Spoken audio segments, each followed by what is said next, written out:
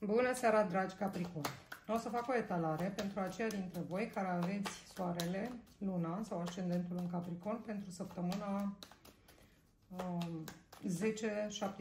noiembrie. Și haideți să vedem, voi muncitor Capricorn, aoleu, ce e aici? Ce se întâmplă săptămâna viitoare pentru voi?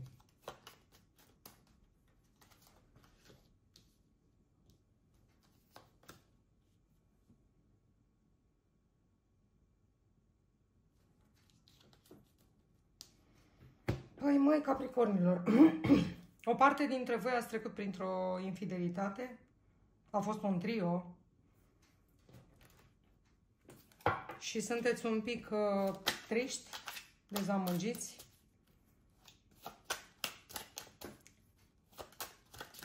O să aflați ceva care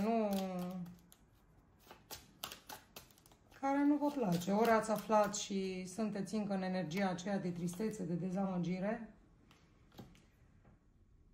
Asul de spade. Da, ați aflat ceva sau veți afla ceva foarte, foarte concret.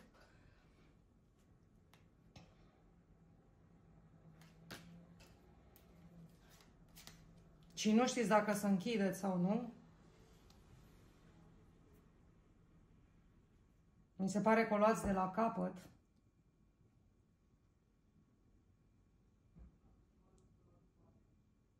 Sunteți în fața, o să fiți în fața unei alegeri destul de dificile.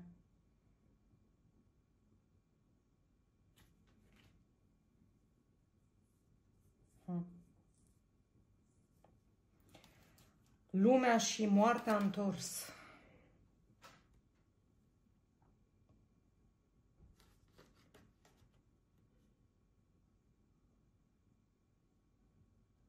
Da, cineva v-a dezamăgit și v-a mințit.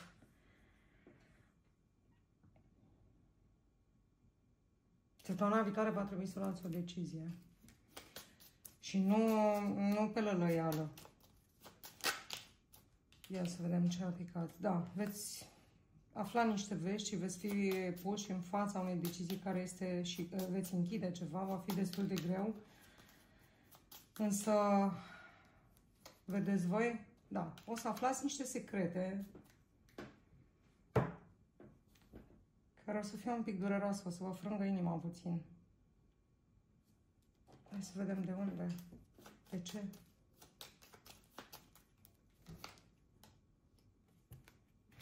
Și o dezamăgire legată de bani, poate fi o dezamăgire legată de iubire. Evident că este o etalare generală și cu parte dintre voi aveți o dezamăgire materială sau poate cineva din cuplu, deci v-a dezamăgit.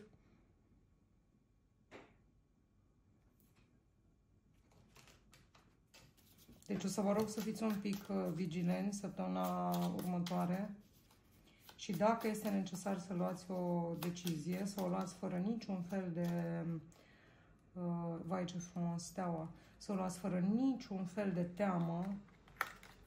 Da, deci o decizie atât de grea, 2 de spade. Ce să zic, zici că ești pus în fața faptului că îmi tai mâna dreaptă sau îmi tai mâna stângă. Parcă n-ați închide relația, colaborarea. Problema este chiar trebuie. Da? Este o închidere de ciclu pentru voi. Este karmic, este ceva care chiar trebuie să se închide. Pentru că, vedeți voi, din acest tarot minunat, mic, dar cu o simbolistică extraordinar de frumoasă, am tras steaua. Steaua este vindecarea tuturor dorințelor. S-ar putea cu o parte dintre voi să aveți de-a face cu un vărsător. Și 9 de pentacule. Vedeți voi? V-am spus aici că aveți o alegere foarte grea de făcut. Parcă zona de independență v-a fost luată. Zona de bunăstare v-a fost luată. În momentul în care voi veți decide, poate să ieșiți dintr-o relație sau să vă puneți limitele într-un fel sau să schimbați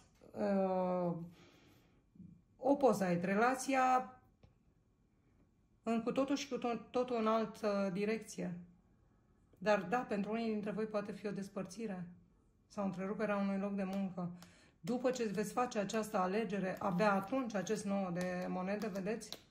Este aceeași carte. Vă duceți în zona asta de abundență materială, în zona asta de independență, în zona în care vă înrădăcinați, vă regăsiți pe voi și viața voastră. Da.